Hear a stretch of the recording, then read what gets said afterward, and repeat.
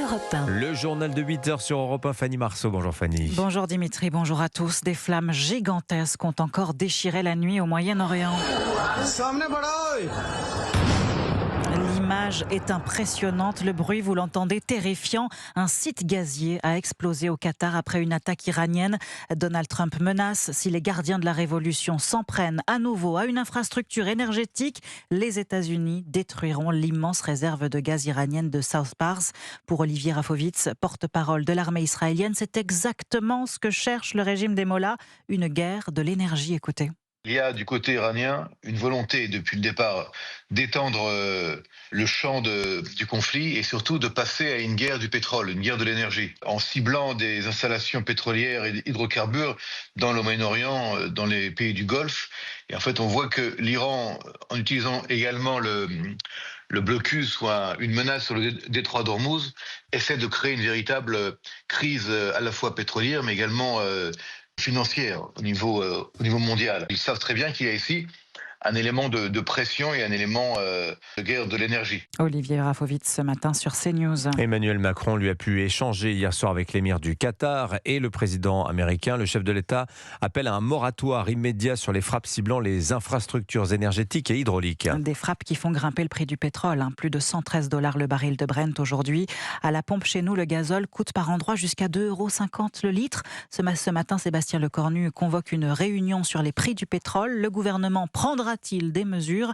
Hier, l'Italie a déjà donné le ton. Écoutez Giorgia Meloni, la première ministre italienne. Premièrement, nous réduisons le prix du carburant d'environ 25 centimes d'euros par litre pour tous. Deuxièmement, nous introduisons un crédit d'impôt en faveur des transporteurs routiers, équivalent à l'augmentation des coûts de carburant supportés par ces transporteurs.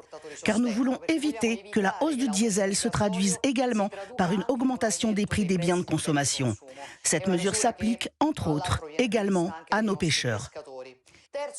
Troisièmement et enfin, point très important, surtout lorsqu'il est lié aux autres mesures, nous prévoyons un mécanisme anti-spéculation. Giorgia Meloni prend les choses en main. Un exemple à suivre pour le délégué général de l'association 40 millions d'automobilistes, Pierre Chasseret. Évidemment, tu as la raison. Il faut de toute urgence, abaisser cette fiscalité excessive que l'on pratique sur les carburants et qui est d'ailleurs une hérésie fiscale totale. Et j'en veux énormément à tous ceux qui répètent « Oui, mais ça coûte 12 milliards, ça coûte tant de milliards ». C'est faux. Ça ne coûte pas, parce qu'en fait, si on rend cet argent aux Français, il va revenir dans la consommation. Et s'il revient dans la consommation, il crée de la richesse, il crée de la croissance, il crée du PIB.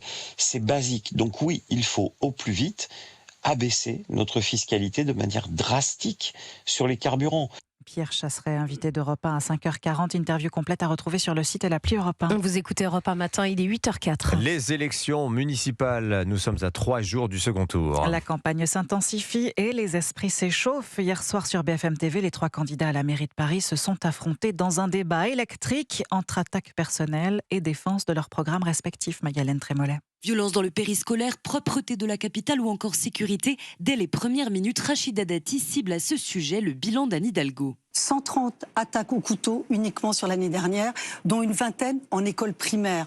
La réponse de Mme Hidalgo et de M. Grégoire, ça a été un hashtag et un flyer. Le candidat socialiste s'attarde lui sur les procès en correctionnel qui attendent ses deux rivales et suggère même une proximité entre elles. C'est un sujet de relation à la probité, à l'honneur qu'impose la fonction. Ah, c'est ça, on est des voleuses. On a des accointances. C'est-à-dire des voleuses, c'est-à-dire Emmanuel Macron renvoyés en correctionnel. D'une seule voix, Sophia Chikirou et Rachida Dati dénoncent le mépris de leur adversaire et la candidate insoumise enfonce l'ancienne adjointe d'Anne Hidalgo, l'accusant d'avoir choisi la division pour le second tour. Vous aviez une chance de barrer la route à Madame Dati en vous alliant avec moi. Vous l'avez refusé par pur sectarisme. Si vous aviez Maintenant, parlez de la propreté. Des attaques qui se seront multipliés pendant plus de 2 heures sur le même ton, durant lesquelles chacun des 3 candidats aura campé sur ses positions, laissant peu de place à un débat de fond sur l'avenir de la capitale. Maï-Hélène Trémollet. Un débat d'entre-deux tours également hier à Toulouse, entre l'insoumis François Piquemal, qui conduit une liste fusionnée avec la gauche, et le maire sortant d'hiver droite Jean-Luc Moudenc. Ils ont été fidèles aux paroles de Claude Nougaro. Ici, si tu cognes, tu gagnes. Les 2 prétendants à la mairie se sont rendus coup pour coup, et sur le terrain, leurs équipes ultra mobilisées ne comptent laisser aucune voix à l'adversaire. Reportage de l'envoyé spécial d'Europe 1, Antoine Bienvaux.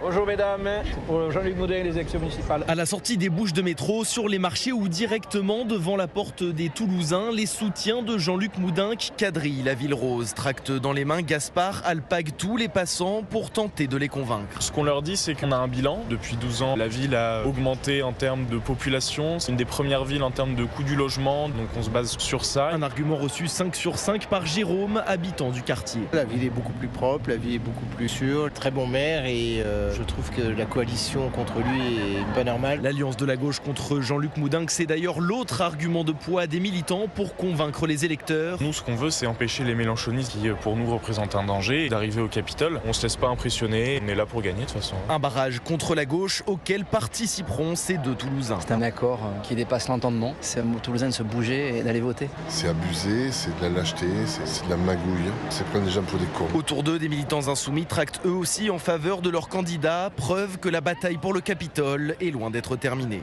Toulouse, Antoine Bienvaux, Europe 1. Et Toulouse, exemple clair de ces listes socialistes et écologistes qui se sont laissés séduire par les sirènes insoumises. Dans plus d'une dizaine de villes, on a vu ces accords dits de la honte.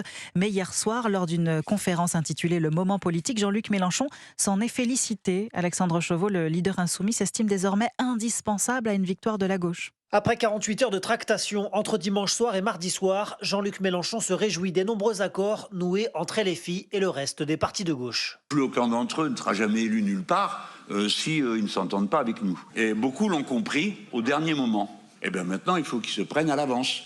Le chef de file des Insoumis se paye même le luxe de tacler ses partenaires socialistes. Comme en plus notre capital d'amnistie est épuisé, il n'y en aura plus d'autres. Maintenant, c'est où tout le monde est d'accord, ou ça ne va pas le faire. Mais après s'être rendu incontournable à gauche, Jean-Luc Mélenchon entend désormais devenir majoritaire. Il faut que nous inventions, à partir des accords qui ont été contenus, une autre gauche. C'est pas facile, parce que je sais ce qui s'est passé dans les communes où on a négocié. On va avoir besoin, encore et encore et encore, d'aller chercher le peuple qui a un intérêt à tout ça. Et c'est comme ça qu'on va finir par gagner, mes camarades. Pendant plus d'1h30 hier soir, le triple candidat à la présidentielle a développé son concept de Nouvelle-France et revendiqué son ambition pour 2027. Alexandre Chauveau, Jean-Luc Mélenchon qui a également ironisé sur le nom du futur porte-avions français dévoilé hier par Emmanuel Macron. Il s'appellera France Libre. Le leader de LFI suggère plutôt de le baptiser France Insoumise. Oui, c'était bien vu. Alors qu'en pensez-vous? France Libre, approuvez-vous ce nom choisi par Emmanuel Macron pour le futur porte-avions français? C'est la question du jour. Vous pouvez répondre sur le site et l'appli Europe 1. Un petit mot de football pour terminer. Oui, le PSG connaît son adversaire pour les quarts de finale de la Ligue des Champions. Ce sera Liverpool. Et ce soir sur Canal+, ne manquez pas les autres matchs de Coupe d'Europe. 8e de finale, retour de la Ligue Europa. Lyon-Celta Vigo et Aston Villa-Lille à 21h. Et en Ligue Conférence, Strasbourg affronte les Croates de Rijeka à 21h. Merci Fanny Marceau. Dans un instant sur Europe 1, votre interview politique. Éric Coquerel est l'invité de Laurence Ferrari. Il est 8h09.